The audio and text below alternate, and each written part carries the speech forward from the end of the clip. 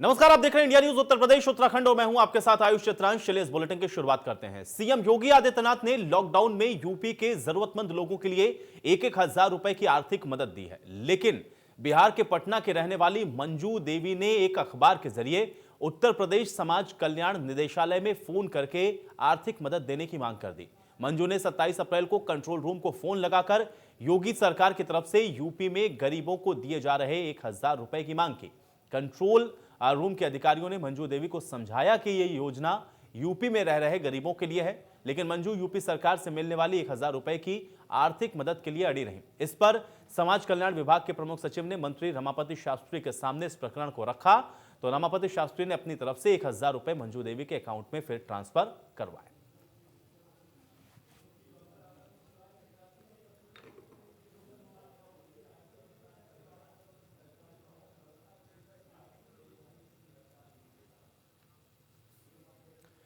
और इस बारे में हमारे सहयोगी ने कैबिनेट मंत्री रमापति शास्त्री से खास बातचीत की है।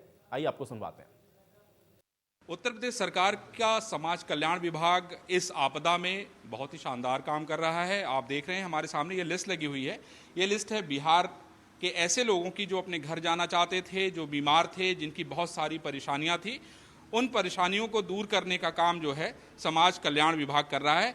ये उनका सेंटर है जहां पे पूरे देश भर से फ़ोन आते हैं, दुनिया भर से फ़ोन आते हैं, और आप ये सीट देख रहे होंगे, ये लगातार बढ़ती जा रही है। और बड़े पेशेंस की बात मैं कहूं कि सारे लोग जो है इस पूरे जिनकी भी कॉल आती है उसको सुनते हैं, उनकी समस्या का निदान करते हैं, और उनको जिस चीज़ की आवश्यकता होती है उस चीज़ की आवश्यकता को पूरी कराने का काम करते हैं। होता है जी 28/3/2020 ये सुनील कुमार जी हैं जी।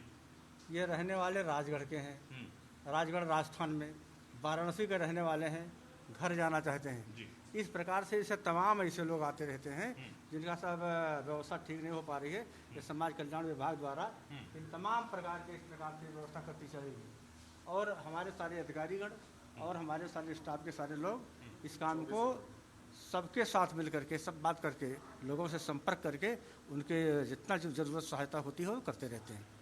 मतलब ये बताइए कि अब तक कितने लोगों को जो है, नंबर क्या है, नंबर जरा मुझे बताइए कि अब तक कितने हजार लोगों को जो है आप लोग घर पहुंचाने का काम कर चुके हैं, या कितनी कॉल सर अटेंड कर चुके हैं आप लोग? 2000 के ऊपर कॉल आ चुके हैं। अच्छा। और कोशिश किया जा रहा है कि सबको सब हर प्रकार से सुविधा दे करके उसकी व्यवस्था करेंगे।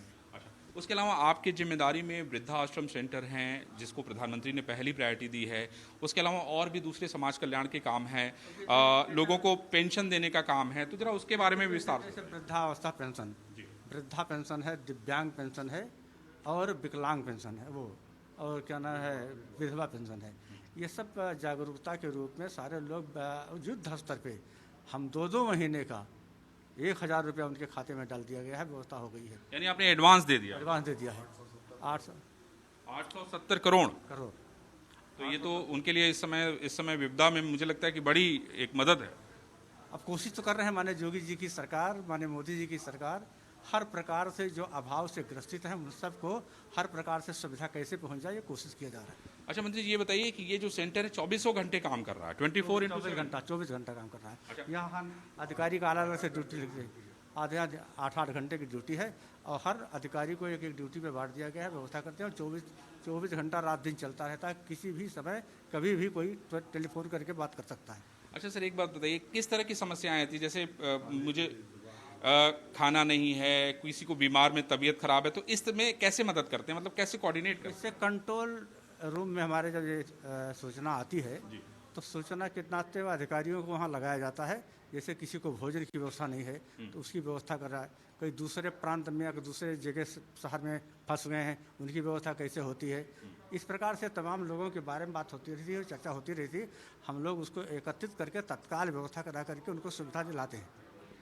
निश्चित रूप से ये बहुत पुण्य का काम है। जिस समय पूरा देश और प्रदेश आपदा से घिरा हुआ है, कोविड की बीमारी से परेशान है, लड़ रहा है, जूझ रहा है, ऐसे में समाज कल्याण के जो लोग हैं, जो काम करने वाले अधिकारी हैं, वो अपनी जान पे परवाह किए बिना मंत्री जी के नेतृत्व में, मुख्यमंत्री के नेतृत्व में काम कर रहे हैं। निश्चित रूप से ये बधाई के पात्र हैं, और मैं समझता हूं कि जो सरकार की तरफ से नियम बनाए जा रहे हैं, जिसको पालन करने के लिए बार बार कहा जा रहा है, अगर आप उसको पालन करेंगे तो शायद जिंदगी में अपनों को बचा पाएंगे, अपने लोगों को बचा पाएंगे और देश को भी बचा पाएंगे। Arvind Chaturvedi, India news, Lucknow. वहीं प्रयागराज में सीएम योगी के निर्देश पे पढ़ाई कर रहे छात्र छात्राओं को उनके घरों तक पहुंचाया जा रहा है और इसका जायजा हमारे सहयोगी ने लिया। क्या कुछ देखने को मिला, आइए आपको भी दिखाते हैं। प्रयागराज एजुकेशन का भी हब माना जाता है। यहाँ हजारों की संख्या में छात्र होते हैं जो प्रतियोगिता के लिए आते हैं, प्रतियोगी परीक्षाओं के लिए आते हैं और वहीं इलाहाबाद विश्वविद्यालय के साथ साथ तमाम अन्य जो महाविद्यालय हैं उसमें पढ़ने के लिए आते हैं। लॉकडाउन के कारण वो सभी छात्र यहाँ पर फंसे हुए थे, लेकिन अब मुख्यमंत्री की तरफ से एक पहल की गई है और अब यहाँ से बसें चलाई जा रही हैं। जो उन छात्रों को जो प्रयागराज में फंसे हुए थे उनको उनके ज़िले तक, उनके घर तक पहुँचाया जाएगा। आप देख सकते हैं इस वक्त मैं खड़ा हूँ हनुमान मंदिर चौराहे पर, जहाँ एक तरफ से लाइन से बसें लगा दी गई हैं जो इन छात्रों को लेकर इनके गंतव्य तक जाएंगी। आप देख सकते हैं ये छात्र इंतज़ार कर रहे हैं कि कब इनकी बारी आएगी और ये यहाँ प्रयागराज से अपने ज़िले के लिए, अपने गंतव्य के लिए जाएंगे। चंदौली, मिर्ज़ापुर, जौनपुर, वाराणसी, सुल्तानपुर, प्रतापगढ़, फैज़ाबाद, ये सभी ज़िले हैं जहाँ से प्रतियोगी छात्र छात्राएं और अन्य डिग्री कॉलेज और इलाहाबाद विश्वविद्यालय में पढ़ने के लिए छात्र यहाँ आते हैं। लॉकडाउन के दौरान वो सब यहाँ पर फंसे हुए थे, लेकिन अब उनके लिए व्यवस्था की गई है मुख्यमंत्री की तरफ से। तकरीबन 300 बसें लगाई गई हैं जो इन छात्रों को इनके गंतव्य तक पहुँचाएंगी। Sandeep Tiwari, India news, Prayagraj. उत्तर प्रदेश के बुलंदशहर में हुई साधुओं की हत्या पर अब राजनीति गर्मा गई है और सियासतदान लोगों ने जहां इस घटना पर दुख जाहिर किया है तो फिर वहीं योगी सरकार पर तंज भी कसे हैं। इस क्रम में यूपी के सियासी दलों से ज्यादा महाराष्ट्र की सत्ताधारी पार्टी शिवसेना इसमें शामिल रही है। उत्तर प्रदेश के बुलंदशहर में हुई 2 साधुओं की हत्या आम आपराधिक घटनाओं की तरह नहीं है। चूंकि इस वारदात में हत्या साधुओं की हुई है और वो भी यूपी में हुई है और खास बात यह है कि योगी राज में हुई है और ऐसे में देश की तमाम सियासी जमातों की नजर इस घटना पर भला कैसे नहीं जमती। सपा, बसपा, कांग्रेस समेत तमाम दलों ने हत्या की निंदा की और दोषियों को कड़ी से कड़ी सजा देने की मांग भी की। लेकिन इन सब के बीच शिवसेना का अंदाज थोड़ा अलग था। शिवसेना प्रमुख और महाराष्ट्र के सीएम उद्धव ठाकरे ने इस मामले पर मुख्यमंत्री योगी आदित्यनाथ से फोन पर बात की और दोषियों के खिलाफ कार्रवाई की मांग की। माना यह जा रहा है कि उद्धव की ये पहल महाराष्ट्र के पालघर में हुई साधुओं की हत्या का पलटवार है, क्योंकि पालघर में जब साधुओं की उनके ड्राइवर समेत पीट कर हत्या की गई तब योगी आदित्यनाथ ने उद्धव को तुरंत फोन किया था और कार्रवाई की मांग भी की थी। अब उद्धव के मंगलवार को सीएम योगी को फोन करने की जानकारी शिवसेना नेता संजय राउत ने दी। राउत ने इससे पहले ट्वीट करके इस घटना पे दुख जताया और तंज भी कसा। उन्होंने कहा कि घटना को सांप्रदायिक न बनाए, जैसे कुछ लोगों ने पालघर के मामले में करने की कोशिश की थी। उधर यूपी में कांग्रेस योगी सरकार के खिलाफ ज्यादा ही आक्रामक नजर आ रही है। कांग्रेस के प्रदेश अध्यक्ष अजय कुमार लल्लू ने कहा है कि सूबे में गुंडा राज चल रहा है। प्रदेश की जनता सीएम योगी से जवाब चाहती है। उत्तर प्रदेश में गुंडा राज चल रहा है। ऐसा कोई दिन नहीं जब हत्याकांड नहीं हो रहा हो।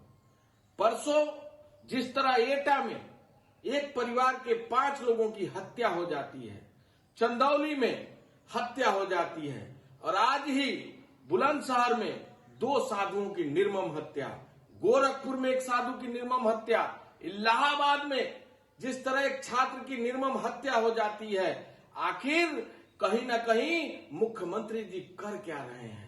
इस लॉकडाउन में मजदूरों को पुलिस प्रताड़ित कर रही है, मार रही है, पीट रही है, राजनीतिक कार्यकर्ताओं को जेल भेजा जा रहा है और अपराधियों को खुली छूट है। ये सब कहीं ना कहीं सत्ता के संरक्षण में हो रहा है। प्रदेश की जनता मुख्यमंत्री योगी आदित्यनाथ जी से जवाब चाहती है। सपा प्रमुख अखिलेश यादव ने भी इस घटना पर दुख जाहिर किया। उन्होंने ट्वीट करके लिखा कि उत्तर प्रदेश के बुलंदशहर में मंदिर परिसर में 2 साधुओं की नृशंस हत्या अति निंदनीय और दुखद है। इस प्रकार की हत्याओं का राजनीतिकरण न करके इनके पीछे के हिंसक मनोवृत्ति के मूल कारण या आपराधिक कारण की गहरी तलाश करने की आवश्यकता होती है और इसी आधार पर समय रहते न्यायोचित कार्रवाई करनी चाहिए। बुलंदशहर के अलावा मथुरा में भी एक साधु की संदिग्ध हालात में मौत से सनसनी फैल गई है। यहाँ भी हत्या की आशंका को जाहिर किया गया है। थाना रिफाइनरी क्षेत्र के गांव आजमपुर में पहुंचकर पुलिस ने शव को अपने कब्जे में लिया है। ये थाना क्षेत्र रिफाइनरी के ग्राम आजमपुर में एक हनुमान जी का मंदिर है। मंदिर पे जो पूजा अर्चना करते थे बाबा जी, आज सुबह 6 साढ़े 6 बजे करीब उनकी डेड बॉडी मंदिर के पीछे ही एक गड्ढा था, उस गड्ढे से प्राप्त हुई है। ये आज सुबह करीब 6 साढ़े 6 बजे की घटना है। पुलिस को इस संबंध में सूचना मिली कि मंदिर के पीछे जो गड्ढा है वहाँ के पुजारी की डेड बॉडी पड़ी हुई है।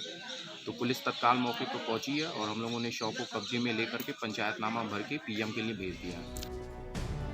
उत्तर प्रदेश में कोरोना से पहले ही 50 से अधिक जिले प्रभावित हैं। पूरा प्रशासनिक अमला इस मोर्चे पर लड़ रहा है और ऐसे में साधुओं की हत्या ने एक ऐसा राजनीतिक रूप पकड़ा है जिसने यूपी सरकार के लिए एक नई फजीहत खड़ी कर दी है। ब्यूरो रिपोर्ट, इंडिया न्यूज, उत्तर प्रदेश, उत्तराखंड।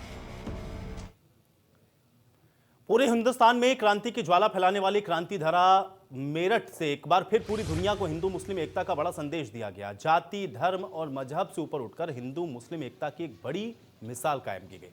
हिंदू की मौत पर मुस्लिमों ने न केवल अर्थी बंधवाई बल्कि अर्थी को कांधा देकर यह संदेश देने की कोशिश भी की गई कि हम हिंदुस्तानी हैं, जब भी कोई मुश्किल आती है तो हम हमेशा यूं ही एक साथ नजर आते हैं। अब लॉकडाउन की वजह से ज्यादातर रिश्तेदार अंतिम संस्कार में शामिल नहीं हो सके, लेकिन मुस्लिमों ने सोशल डिस्टेंसिंग का पालन करते हुए भाई होने का फर्ज पूरा किया। बता दें कि शहर के कोतवाली इलाके के शाहपीर गेट के पास रहने वाले रमेश माथुर लंबे समय से बीमार चल रहे थे। इसकी वजह से उनकी मौत हो गई। तो लॉकडाउन की वजह से उनके अंतिम संस्कार में कोई नहीं पहुंच सका। तो फिर पड़ोस के मुस्लिम समुदाय ने उनकी अर्थी को कांधा देकर एक नई मिसाल पेश किया।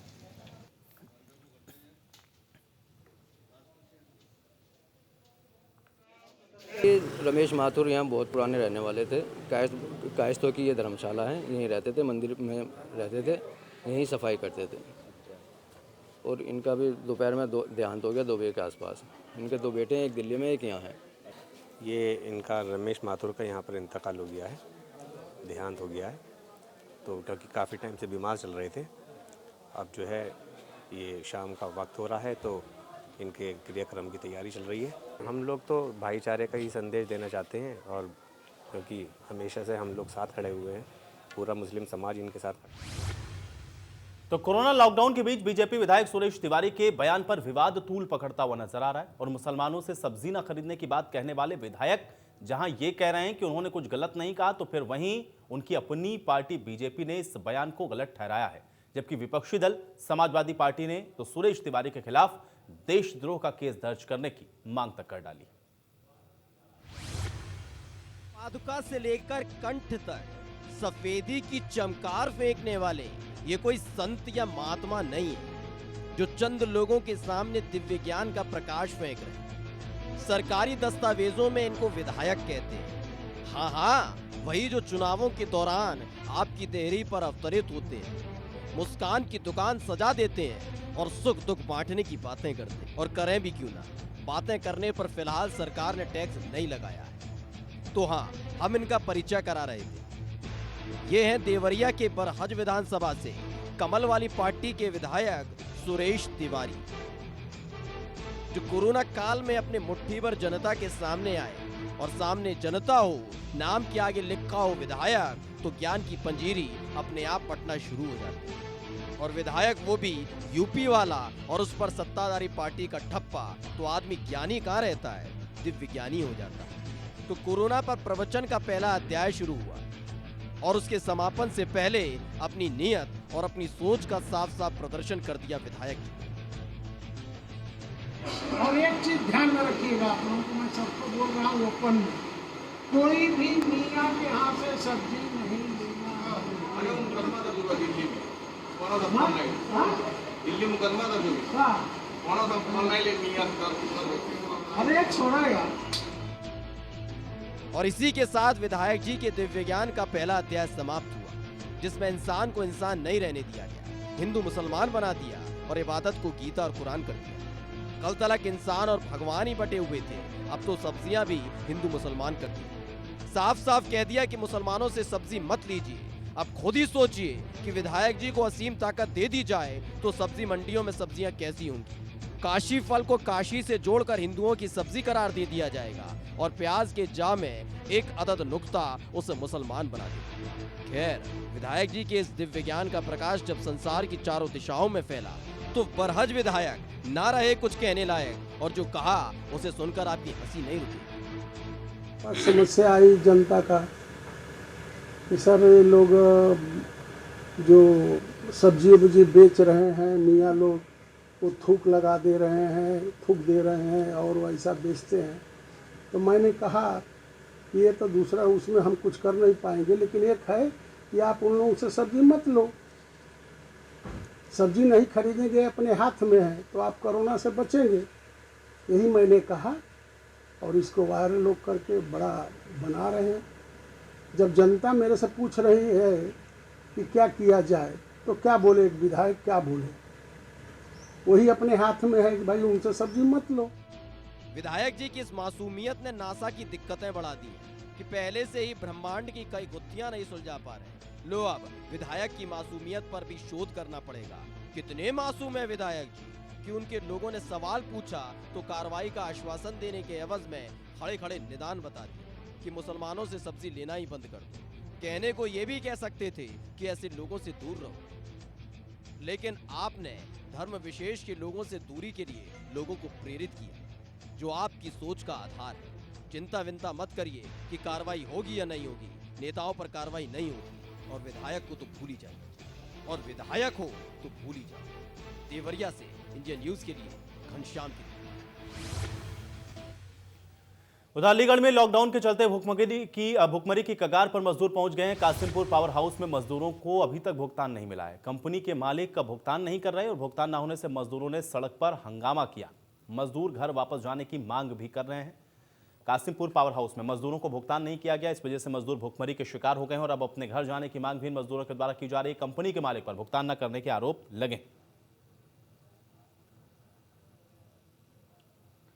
तो बड़ी जानकारी अलीगढ़ से।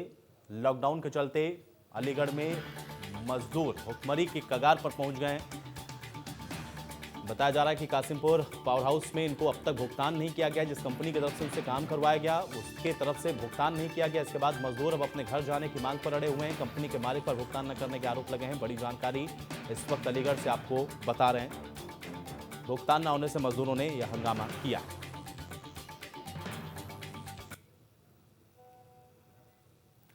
गोरखपुर में कोरोना ने अपने दस्तक दे दी और यहां पे दिल्ली से मरीज को लेकर के पहुंची एम्बुलेंस ने स्वास्थ्य विभाग की नींद को उड़ा दिया है। हाटा बुजुर्ग गांव में जब मरीज का सैंपल लिया गया तो उसकी रिपोर्ट पॉजिटिव आई। इसके बाद मरीज को आइसोलेशन वार्ड में शिफ्ट किया गया। इसी के साथ पूरे गांव को सील करके 700 लोगों के सैंपल अब जांच के लिए भेजे गए हैं और गांव को सैनिटाइज करवाया गया है। कोरोना मरीज मिलने के बाद 7 और गांव पर भी प्रशासन की अब निगरानी है और प्रशासन उन गांव में भी अब सैनिटाइजेशन का काम करवा रहा है।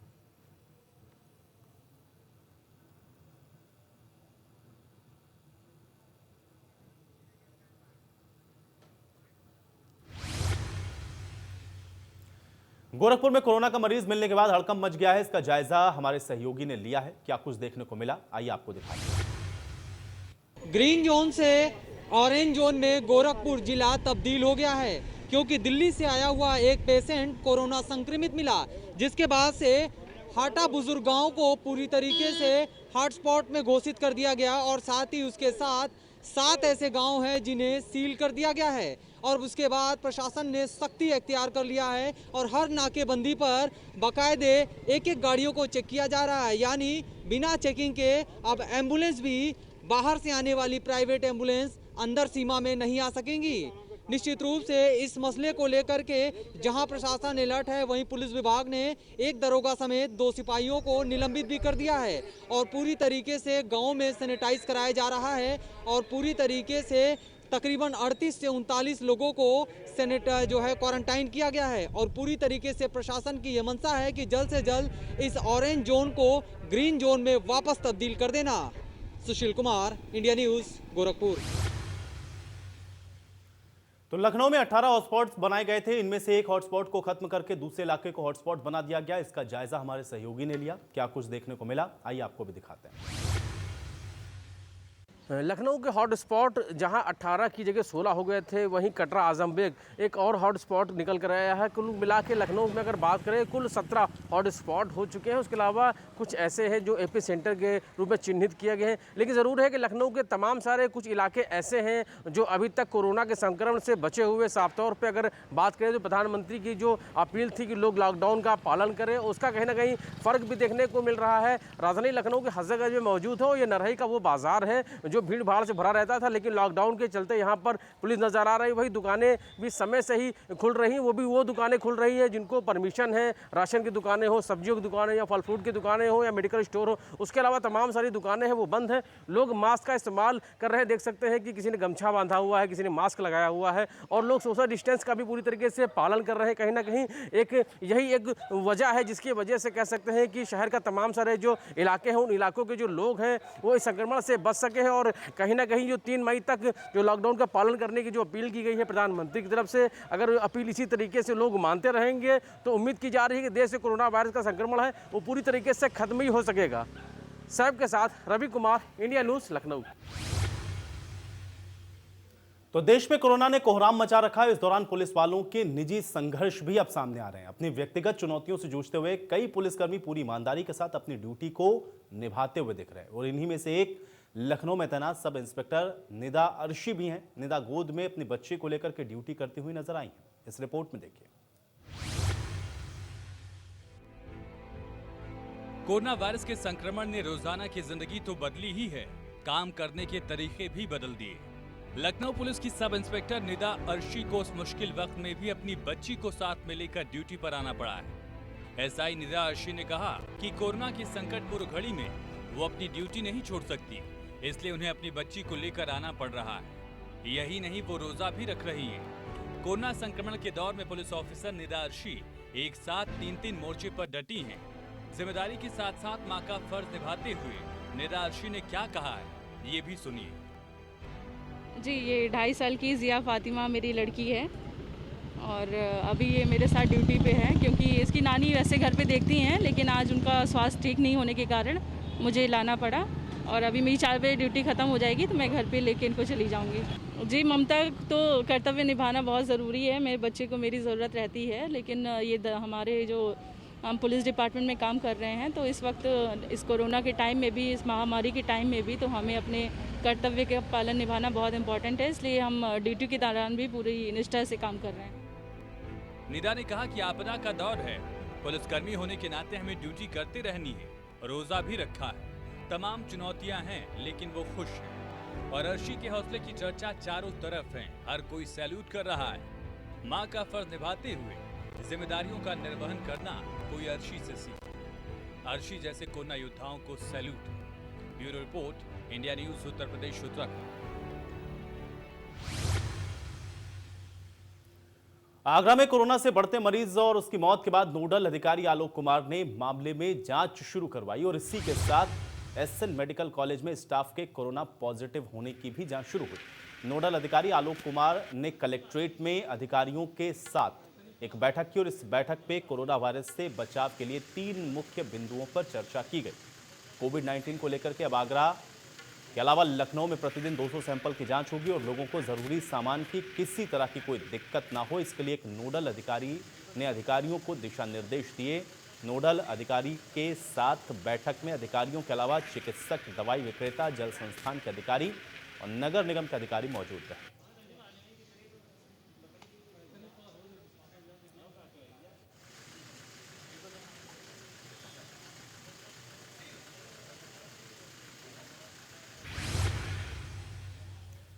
तो कोरोना वायरस जैसी भयानक महामारी से बचाव के लिए भारत में लॉकडाउन है और पुलिस लोगों की सुरक्षा के लिए अपना जीवन दांव पे लगाकर सड़क पर नजर आ रही है। लेकिन बड़ौत में एक सामाजिक संस्था ने पुलिस कर्मियों की हिफाजत के लिए कोतवाली के अंदर सैनिटाइजेशन मशीन लगवा दी और कोतवाली में आने वाले लोगों को अब इसी से सैनिटाइज किया जाएगा। आपको बता दें कि ये पहल अब पुलिस वालों को भी काफी पसंद आ रही है और इसका स्वागत स्थानीय प्रशासन की तरफ से किया गया है।